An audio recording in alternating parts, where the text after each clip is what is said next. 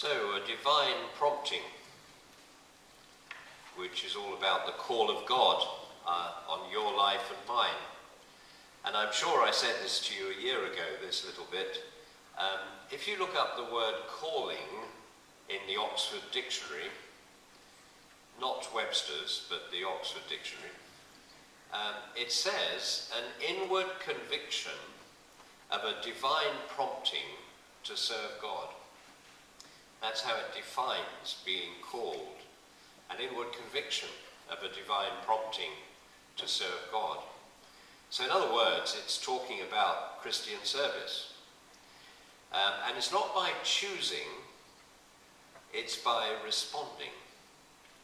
And I think this is important. We respond to the Lord's prompting. I remember speaking at a Christian school about 4 or 5 years ago, and I was talking to the sixth form who were approaching the end of their school days. It was in the early summer, and they were all looking forward to going on and getting on with life. And so I asked them what they were going to do.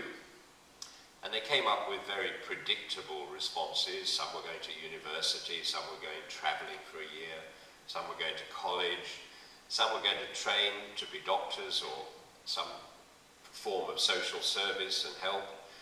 They were doing all kinds of things. Some were going into business. One was determined to enter the wine trade. I have no idea why he had this particular commitment, but it was very strong. So I had all these answers. And as it was a Christian school, I said to them after a few minutes, so what does God think of all this? And there was absolute silence. Total silence. And nobody was, they were looking at me as if I was some kind of alien being. And then, praise God for this one lad, he said, what's it got to do with him? And so I said, exactly, that's what I want to ask you. Does it have anything to do with him? Does it have absolutely nothing to do with him? And they began to think. And one or two of them started saying things like, well, I know God's interested in our lives, but is he interested in what we do?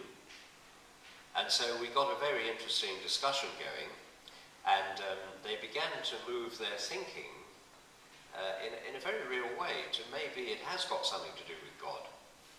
And the result of this was that when it came to the end of the lesson and the bell went, none of them left because they were finding the discussion really interesting. So they stayed and we had a very fascinating discussion, and then I'd suggested we might have a prayer time in the afternoon, and they all turned up. And several of them said, we're just praying that God actually does want me to join the wine trade. And the other things too, of course. I think, you see, we serve a God who is a God of enormous variety. And it doesn't mean he wasn't thinking this lad could do the wine trade, or another one could go to uni, or one could do this or that. That could have been part of his purpose. Because he's a God of variety, and I think he also has a sense of humour. He knows what some of us will be quite good at doing, and he will help us into those areas. I mean, if you ever ask, does God have a sense of humour? I mean, just have a look around.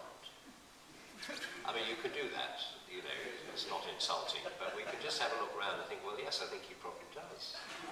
Because we're all different, and we're unique. There are no two of any one of us. I remember saying this to one of my children when he was about 6, and he said, thank goodness there aren't two of you, Dad. So God meets us individually and personally where we are. And he takes us, he prompts us to go into certain things, in certain directions. And that's really what we need to be aware of, because we need to ask him, where do you want us to go, Lord? You know, is this your purpose? Because God tells us who we are.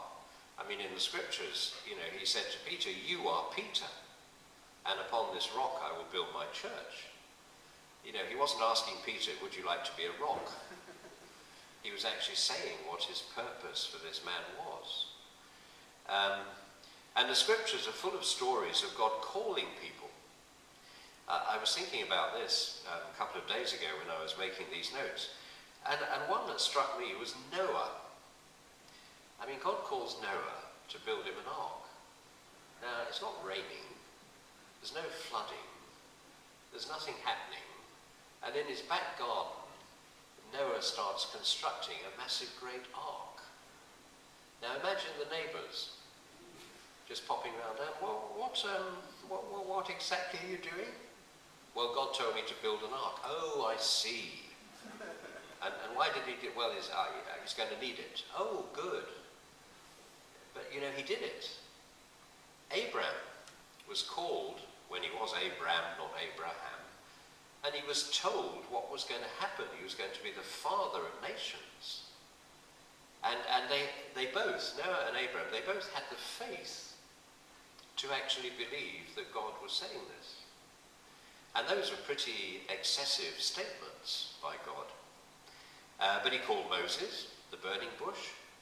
And Moses' question is, well, who am I to go to Pharaoh? And God doesn't say, well, you're an amazing man, Moses. You're absolutely the bee's knees. You're terrific. You won't have any problem. He just says, I'll be with you. And I think that's a really important message for us. When God calls, and we know it's God calling, whatever he calls us to do, we know we'll be able to do it because he will be with us. He's not in the business of calling us and then falling about laughing because we can't do it. When he calls, he equips. Whatever that is. I know there are many people who've been into something like Christian ministry on a full-time basis, not really knowing how on earth they're going to do this, but sensing God's calling. And God's with them. And you can think of Gideon. I mean, he was another classic. But he accepted that if God said it, all right, well, let's give it a go. But he didn't have the big army. He didn't have anything that was going to be needed as he saw it for what he was called to do. And David, in our reading today. Amazing. The shepherd boy, called to be the future king. Anointed for that purpose. But once he was anointed by Samuel, David must have known deep down in his heart that this is possible. This can happen. I'll be able to do this because God's anointed me. So none of them were great people. They were very ordinary. But they responded in faith. Hebrews 11, the writer to the Hebrews, reminds us that when you respond in faith, God is with you. Years ago, I was committed in my faith to a limited extent. And soon I went to St. Andrew's Church in Chorley Wood, the Anglican church there, to a service. And the curate at the end of the service, when I thanked him for his homily, his sermon, which had been good, it was a family service for kids, and our children had enjoyed it. And I thanked him, and he didn't respond. He just stared at me. And I'd shaken him by the hand to say goodbye, but he didn't release my hand. So I'd said my bit, which was polite and thank you, we've enjoyed it. And he didn't reply, but he held on. And he stared at me. So I thought, I'd better say something else. Obviously that's not enough for St. Andrew's Church. So I said to him, this is a very nice church, which was a slight exaggeration. It's okay, but it's nothing like as nice as your church. And a very nice church. And he still hung on, and he still didn't say anything. And I was thinking, what am I going to say next? It's a nice day today. We're planning, to go out this afternoon. And then I heard myself, to my horror, say to him, do you come here often? It was that search for something, to say. And then he did respond. And he said to me, I don't think you know how much God loves you personally, and he's got amazing plans for you which you don't yet know about. And I'll just pray for you. And he prayed for me. And my initial reaction was, I got one of those, in inverted commas. But then I felt he was true, it was right. And That was in 1976. And I went to church sometimes, not every Sunday, but from time to time. And I believed, but I wasn't doing any more than that. And that was 76. In 1989, I had an office in the Vatican. I had regular contact with Pope John Paul II. And I was preaching and leading things all over the world. And that was what this curate at St Andrew's Chorley Wood the Lord had shown me. And because he told me, when things started to happen that were unexpected, I was prepared to give it a go. And I responded in faith, in a sense. So I'm always grateful when people who feel God is saying something, say it to you. And I think for us, if we genuinely feel somebody we know, that God is prompting us to say something to them, I think we should seriously try to do that, because it's one of the ways God speaks. I had other things after this chap in Chorley Wood, but you see, we may have to wait for things to happen. I was waiting quite a few years before anything much changed, but then it began to change. And I remembered this Anglican curate. I once had a word given to me by a Pentecostal pastor. Now, I was a good, standard, normal kind of person, and I was a bit nervous about Pentecostal people. You know, I thought, you don't quite know what's going to happen when they're around. They're not quite as well behaved as we kind of Anglicans, Catholics, URC, Methodists are. We know what we're doing, you know, but they're sort of all over the place. And I'd been to a talk somewhere, and this man I'd never seen in my life before came up to me afterwards and said, "God has a word for you. You're Charles, aren't you?" "Yes, I am." "Let me give it to you." You see, well, I didn't have any choice. And he plonks his hand on my head and he says, "I, the Lord, tell you, Charles, I'm going to give you a ministry to young people. You must not look for it. You must not try to make it happen, because at the appointed hour, I, the Lord, will give it to you." And he walked out. I didn't need a ministry to young people. We had teenage children. That was quite sufficient. 3 years later, I had 3 phone calls over a course of 2 weeks from youth groups in different places around the area, inviting me to take responsibility for them because they prayed and God said, "Go and ask Charles." And I would have said no. My normal reaction would have been to say, "I don't think that's my thing." But remembering this Pentecostal, I actually said yes. And it did prove to be my thing. I was with these youth groups for several years. And lots of them are going on with the Lord today. And they've grown up with children. But without the Pentecostal, I would have said no. The Lord hadn't prompted me at that point, but he sent someone else. So we may have to wait, but God knows our circumstances. He knows our abilities.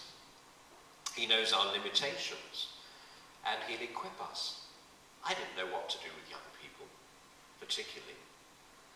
But the Lord blessed me and gave me opportunities at the right time.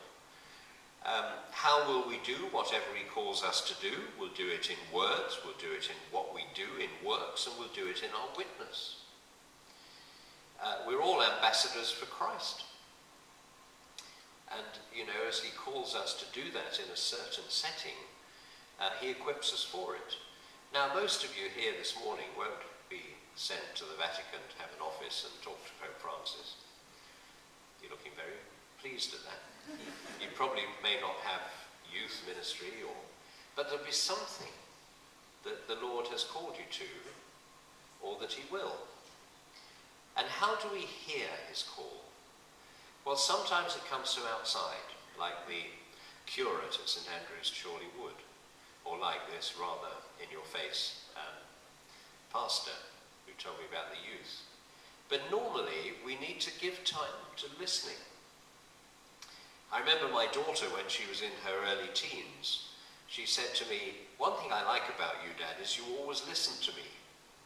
You say no at the end, but you always listen." and she liked to be heard. And I thought, well, I've got 2 ears and 1 mouth, so that's probably the right way to do it.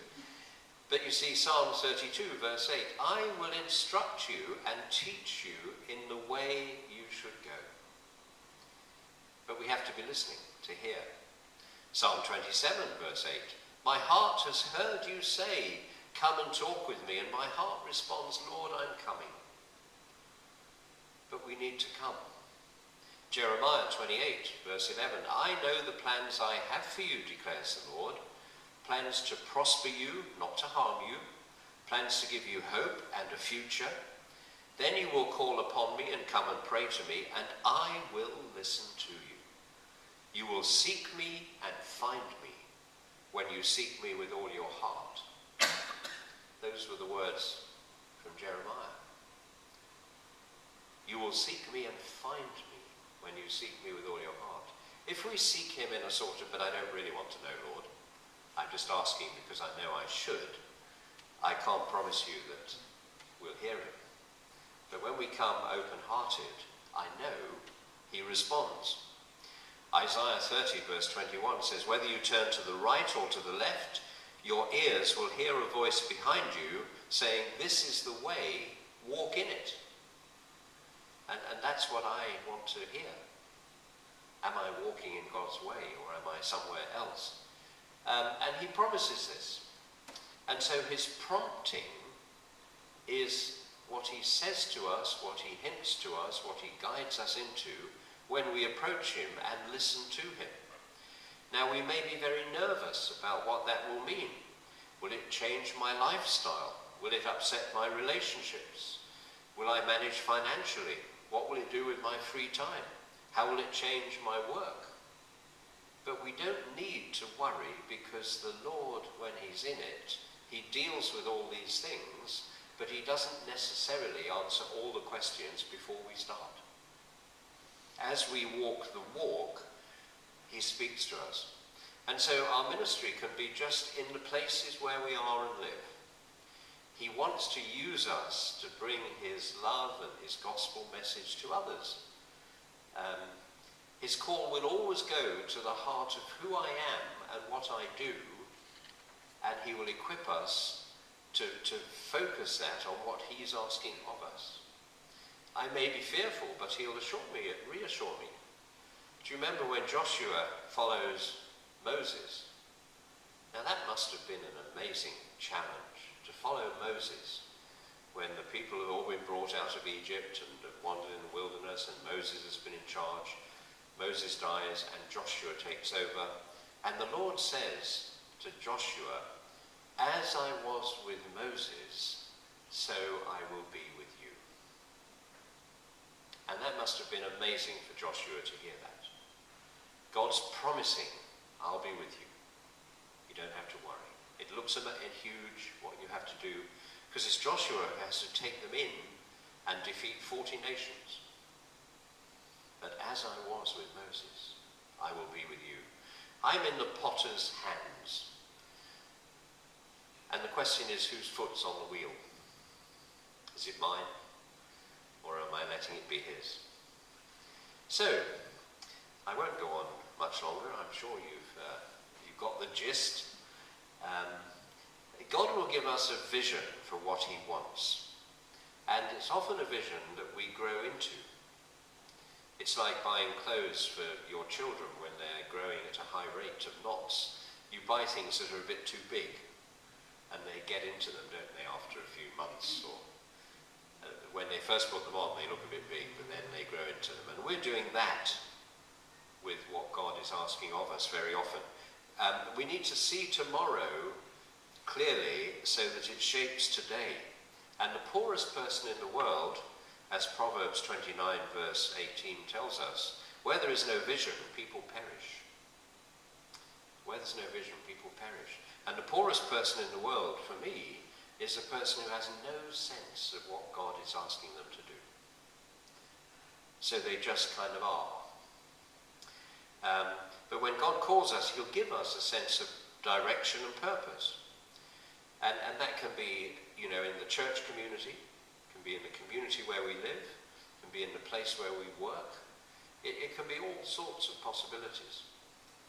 One of the challenges I faced was when my faith really came alive.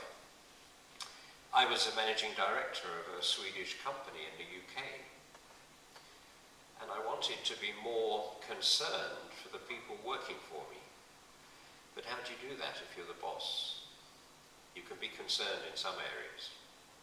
Make sure they have a fair salary and they have the right work and all that.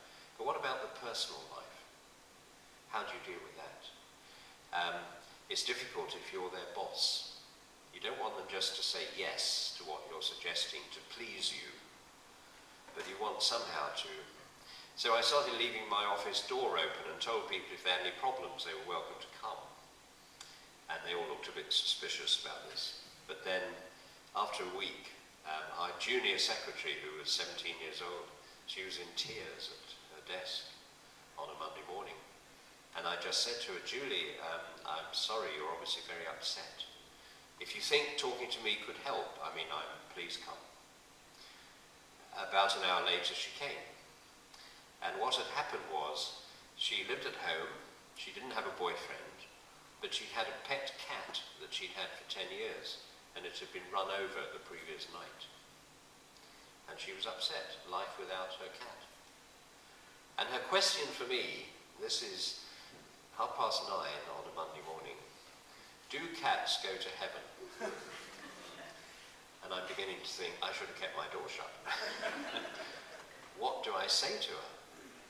And I just prayed, I said, Lord, you have to help me give her an answer that will help her. And she was a Christian girl in that she'd been brought up in the Anglican church. She wasn't much of a churchgoer, but she did know the Christian message. And I said to her, Julie, do you think when you go to heaven, you'll be perfectly happy? Yes. Well, why do you say that? Well, they told me that when I go to heaven, I'll be with Jesus. I said, yes. And that I'll be perfectly happy with Jesus. I said, you know that, do you? Yes. I said, because what I think the answer to your question is, if you need your cat in heaven to make you perfectly happy, he'll be there. But if you don't, because Jesus provides everything you need, and you just said you think that, then I don't think your cat will be with you in heaven. And she looked at me. She said, I won't need him. I said, I don't think you will, because you'll be with Jesus, and you've just said, you know, that'll make you perfectly happy. That's true, she said. Blew her nose, got up, thank you very much, and went out. And I thought, thank you, Lord. I don't know what truth there is. I've never had a sort of deep theological discussion with anyone about the fate of cats. But the result of that was that my sales director, who was in his 50s, in one of the subsidiary companies, came to me 2 days later and said, I gather you were very helpful to Julie. I wonder if you can help me. And his problem was his wife had left him. So we had a long discussion, and I helped him to talk out all the hurt he was feeling. So these things, let me stop. When God calls us into his service, he will show us how to exercise that gift. And he'll empower and equip us to do it. And doors will be opened so that we can do it. You know, we just have to take a step very often, and people respond. So God's call always goes to the heart of who you and I are. And we may be fearful, but he'll be with us. And he'll give us a sense of purpose and direction. So all I would say to you this morning, when I talk about divine prompting, is we do need to be open to be prompted. We do need to give God a bit of time to guide us. If we're not listening, if we're just so busy that we're busy, then it's hard for him to speak to us. And if he can't speak to us, he can't help us and show us where he wants us and how he can help us to be there. Because the greatest thing we can have is to be doing God's work in simple ways or in very big ways. but most of us it's simple ways. Where we are, where we live, where we exist, where we work, to be open to him and to let him use us to bring his love to others. That's the challenge. So my prayer this morning for all of us is simply, Lord, help us to be available and to be open to hear the prompting of your Holy Spirit so that we may know what exactly you want us to do. Amen.